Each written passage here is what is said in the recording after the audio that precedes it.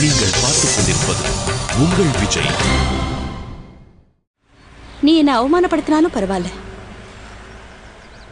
உன்னை நேரா பார்த்துட்டேல்ல, உன் சத்தத்தை கேட்டுட்டல்ல, இனி நான் என்ன வேணா தாங்கிக்கலாம்.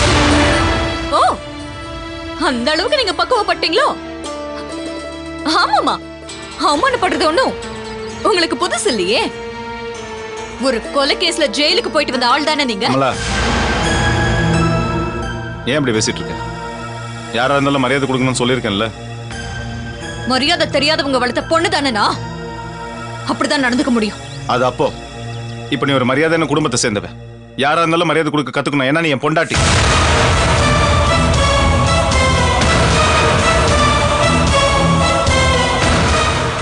ஏங்க, மரியாதை தானங்க நான் உங்ககிட்டயும் உங்க அம்மா கிட்டயும் நடந்துக்கிறேன்.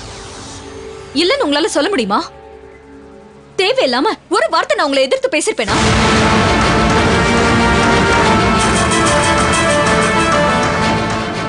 வழியில போறவங்களுக்கு எல்லாம் என்னால மரியாதை கொடுக்க முடியாதுங்க. இவங்கள தானே தேடி வந்தாங்க, நல்லா வாங்கி கட்டிக்கிட்டு.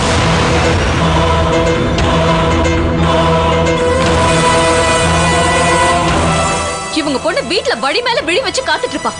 அவகிட்ட போய் இவங்க பாசத்தை எல்லாம் கொட்ட சொல்லுங்க.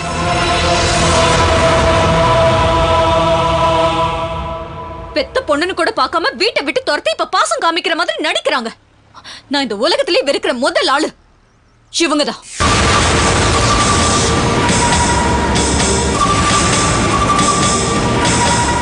எப்பவுமே இவங்க மூஞ்சிலேயே முழிக்க கூடாதுன்னு நினைச்சேன். இப்படி கூப்பிட்டு வந்து இவங்களை பார்க்க வச்சிட்டீங்களேங்க. அமலா, போதும். எல்லாத்துக்கும் ஒரு லிமிட் இருக்கு. இதுக்கு மேல ஒரு வார்த்தை பேசுனேன். வேண்டாம் மகேஷ், என்னால உங்களுக்குள்ள பிரச்சனை வேண்டாம். நீங்க சந்தோஷமா இருந்த போதும். நான் கிளம்புறேன்.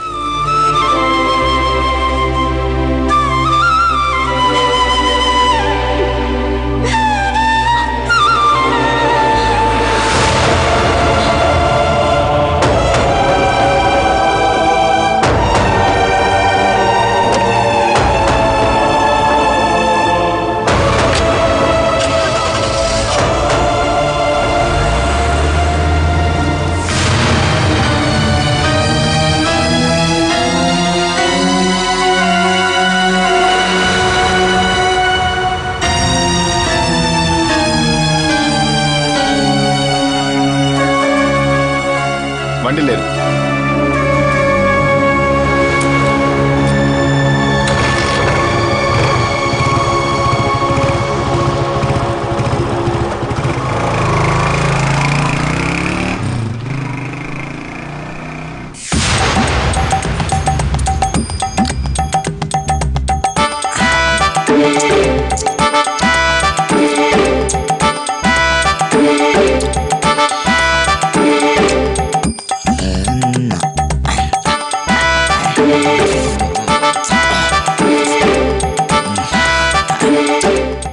இது மட்டும் இருக்கு. சரக்கும் இருந்திருந்ததுன்னா ஜம் ஜம்முன்னு சமாச்சிருக்கலாம்.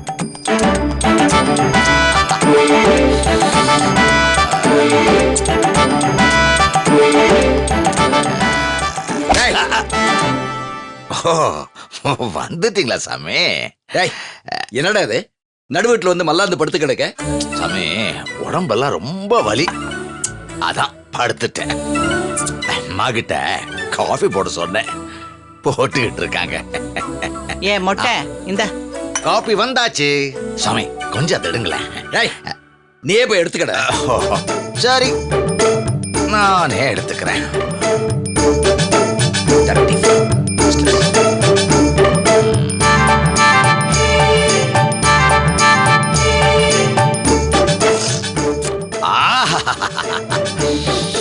இதுதான் அம்மாவோட கைப்பக்குவம். ஆமா சாமி, உங்க பேரன் மனச மாத்திக்கிட்டு வேற ஒரு கல்யாணத்துக்கு ஒத்துக்கிட்டானாமே. நல்ல விஷயம்தான். இருந்தாலும் அதுல மனசுல ஒரு கலக்கம். என்னடா உனக்கு கலக்கம்? ஆமா, வரப்போற பொண்ணு எப்படி இருப்பாளோ, குடும்பத்துக்கு ஏத்த பொண்ணா நடந்துக்குவாளான்னு தெரியல. உனக்கு எதுக்குடா இதெல்லாம் தேவையில்லாம? அவன் நன்னா படிச்சவதான். வீட்டுக்கு வந்து குடும்பத்துக்கு ஏத்த மாதிரி அட்ஜஸ்ட் பண்ணிட்டு போவோம். அப்படியெல்லாம் சொல்ல முடியாது சாமி. படிப்பு, அறிவு, வேலை இதெல்லாம் கல்யாணத்துக்கோ குடும்பத்துக்கோ ஏற்ற தகுதின்னு சொல்ல முடியாது. இவ்வளவு ஏன் உங்க பொண்ணு ஜெயந்திக்கு படிப்பு இல்லையா, தகுதி இல்லையா, வேலைதான் இல்லையா? இதெல்லாம் இருந்தும் அவங்க எப்படி இருந்தாங்க? திமிரு பிடிச்சு அலைஞ்சாங்க. 2 கிட்டனையும் போனதுக்கு அப்புறம் தானே அடங்குனாங்க. ஏய் சி அம்மோ அம்மோ பொண்ண சொன்ன உடனே அம்மாவுக்கு கோபம் வந்துருச்சு. ஏய், அம்மானா நீ அப்படித்தான். வாயை திறந்தா நல்ல விஷயமே வராதா? அது நல்லவங்க கிட்ட அப்படி பேசுவேன். ஏய், ஓ என்ன சத்தம் போடுறீங்க? உண்மைய சொன்னா என்னை விட கேவலமான வேலையெல்லாம் நீங்களும் உங்க பொண்ணும் தான் செய்றீங்க. என்னடா பேசுற? என்ன பேசுற நீ? என்னடா பேசுற? ஆ? என்ன சாமி, என்கிட்டயே வா, பார்க்கலாமா? பார்க்கலாம்டா. கற்பகம், என்னங்க? அந்த துப்பாக்கி எடுத்துட்டு வா. இதை எடுத்துட்டு வரேங்க. அம்மா, துப்பாக்கி எடுத்துட்டு வந்து சாமி கிட்ட கொடுங்க, விளையாடட்டும். வரேன் சாமி.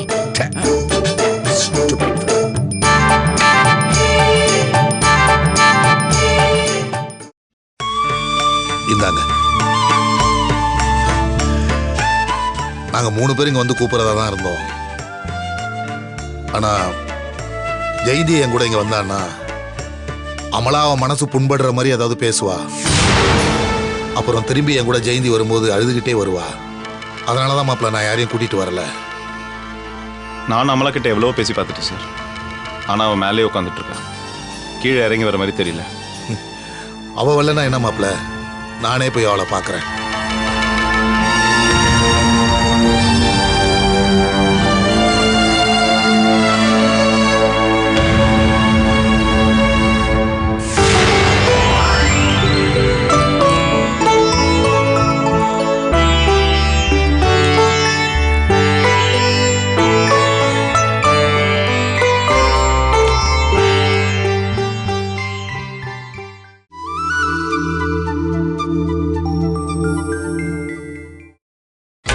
நீங்கள் பார்த்துக் கொண்டிருப்பது உங்கள் விஜய்.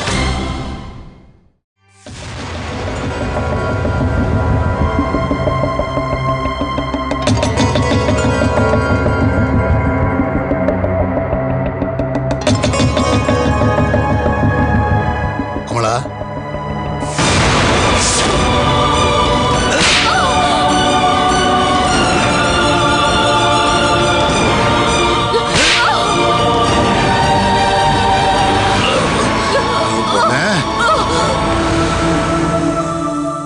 உன்னும் புருஷன் வீட்டுல பார்க்கும்போது மனசெல்லாம் ரொம்ப சந்தோஷமா இருக்குமா? பெத்தவங்களுக்கு இதை விட சந்தோஷமும் நிம்மதியை தரக்கூடிய விஷயம் வேற என்னமா இருக்கு?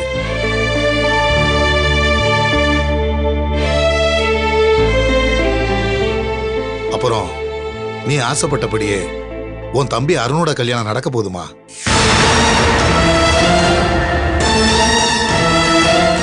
நீ ஆசைப்பட்டபடியே ஷாலினி விட்டுட்டு அருண் வேற ஒரு பொண்ணு கழுத்துல தாலி கட்ட போறான். பொண்ணு பேரு பிரியங்காமா, பெங்களூர்ல இருக்கா. இந்த கல்யாணத்துக்கு கண்டிப்பா நீ வரணுமா? வந்து உன் தம்பியை வாழ்த்தணும். அதுக்காக தான் நான் உன்னை கூப்பிட வந்தேன்.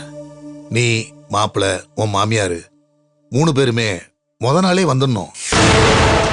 எதுக்கு எதுக்கு நான் முதல் நாள் வரணும்? நான் இப்பவே கிளம்பி வரேன். அப்பதானே அந்த வீட்ல பொண்ணு மாதிரி பாத்துட்டு இருக்கிற அந்த அண்ணாத முன்னாடி நான் தலை குனிஞ்சு அவமானப்பட்டு நிக்கிறத பார்த்து உங்களால ரசிக்க முடியும்? என் மனச கண்ணாடி மாதிரி உடைக்க முடியும்?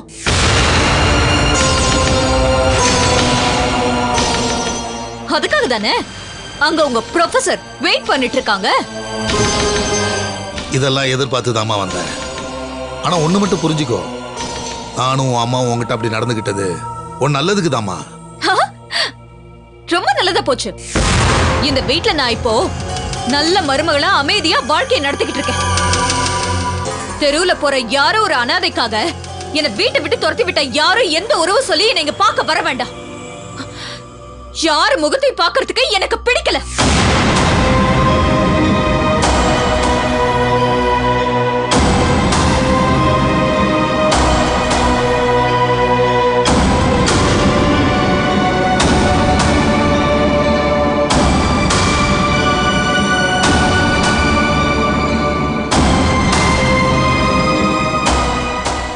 சரிம்மா, உன் இஷ்டப்படியே நாங்க யாரும் உன் முன்னாடி வரல. ஆனா ஒரு நாள் உன் தம்பி அருணோட கல்யாணத்துக்கு மட்டும் நீ கண்டிப்பா வரணும். மத்தவங்க கேள்வி கேட்கிற மாதிரி வச்ச கூடாதுமா. ஓஹோ, அப்போ மத்தவங்க முன்னாடி உங்க குடும்ப கௌரவம் கெட்டு போயிடக்கூடாதுன்னு தான் என்ன கூப்பிட வந்திருக்கீங்கல்ல? உங்க குடும்ப கௌரவத்தை காப்பாத்தணுங்கிற அவசியம் எனக்கு இல்ல.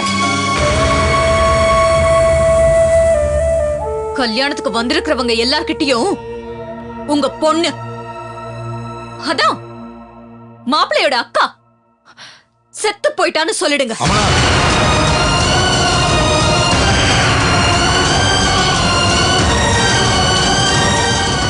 பெத்த மனசு பித்து, பிள்ளை மனசு கல்லுன்னு சொல்லுவாங்க. அந்த மாதிரிதான் இருக்கு நீ சொல்றது.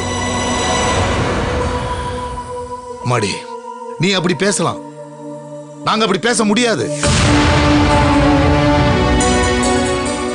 இத பாருமா, கடைசி நிமிஷத்துலயாவது உன் மனசை மாத்திக்கிட்டு கண்டிப்பா கல்யாணத்துக்கு வருவேன்னு நான் நம்புறேன்.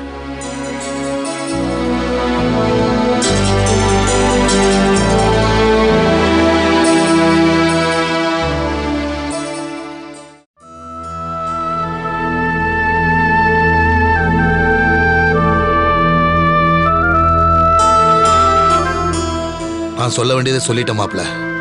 ஆனா வர்ற மாதிரி தெரியல. வந்தா நல்லா இருக்கும் மாப்ள. நீங்க கொஞ்சம் எடுத்து சொல்லுங்க, அம்மா கிட்ட சொல்லிடுங்க. நான் புறப்படுறேன்.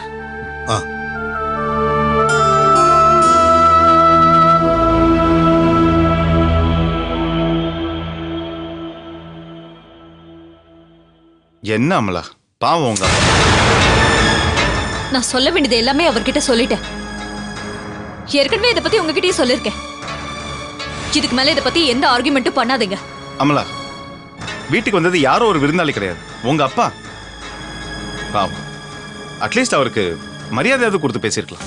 இதை பாரு அமலா, உனக்கு கல்யாணத்துக்கு போறதுக்கு மனசு இல்லைன்னா பரவாயில்ல, ஆனா அவர் மனசு காயப்படுத்துற மாதிரி ஏன் நடந்துக்கிற? பெத்த பொண்ணோட மனசு காயப்பட வைக்கிற அப்பாவோட மனசு காயப்பட வைக்கிறதுல எந்த தப்புமே இல்லை. இதை பாரு அமலா, உங்க அம்மாவை நீ என்ன புரிஞ்சுக்காம நடந்துகிட்ட போலாம்.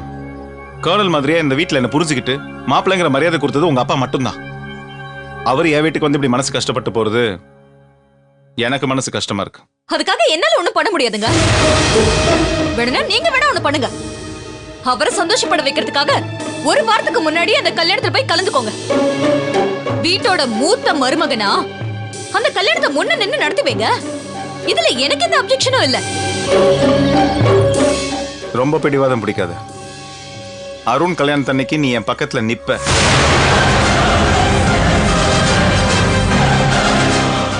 உன்னை இங்க இருந்து எப்படி கூட்டிட்டு போகணும்னு எனக்கு தெரியும்.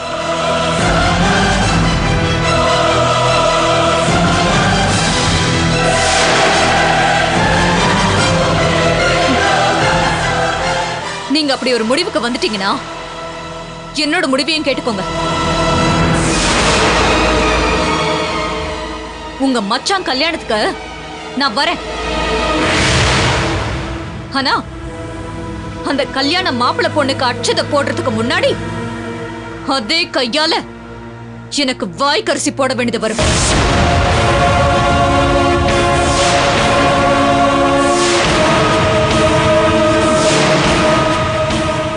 தம்பியோட வாழ்க்கையில புது பொண்ணு வர நேரம் மச்சான் பொண்டாட்டி செத்துட்டான்னு ஊரே சொல்லும். என்ன உயிரோட கூட்டிட்டு போய் பொணமா தூக்கிட்டு வருவீங்க.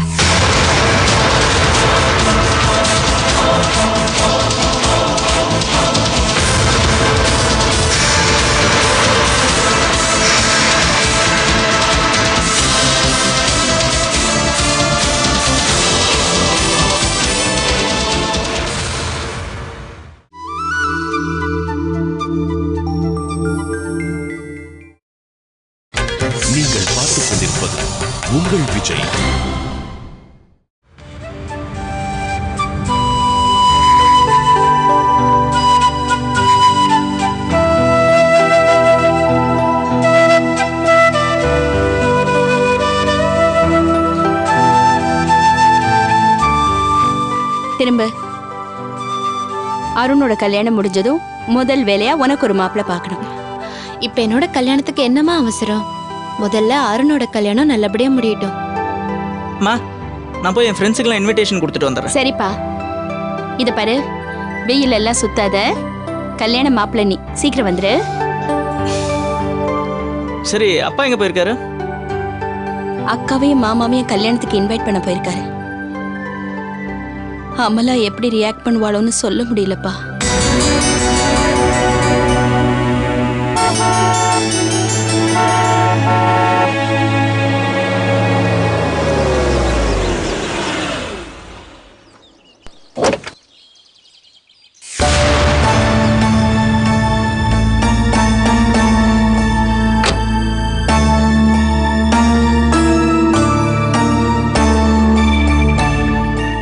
என்னங்க, அமலா கல்யாணத்துக்கு வரேன்னு சம்மதிச்சிட்டாளா?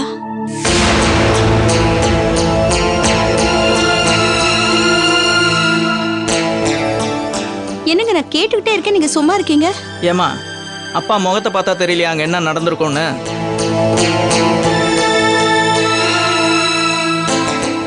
அப்போ தம்பியோட கல்யாணத்துக்கு வரமாட்டேன்னு சொல்லிட்டாளா?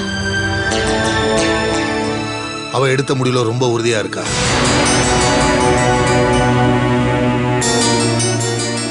நான் வேணா அவகிட்ட போய் பேசி கூட்டிட்டு வரட்டுமாப்பா?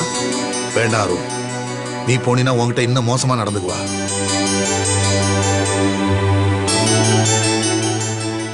நீ ஷாலினி விட்டுட்டு வேற ஒரு பொண்ணை கல்யாணம் பண்ணிக்க போறேன்னு தெரிஞ்சும் கூட அவ பிடிவாதம் இன்னும் கொஞ்சம் கூட குறையலையேடா.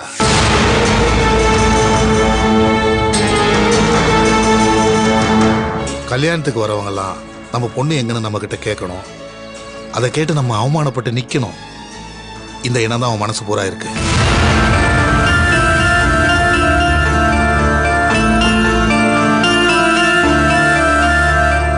இல்லப்பா, எனக்கு நம்பிக்கை இருக்கு.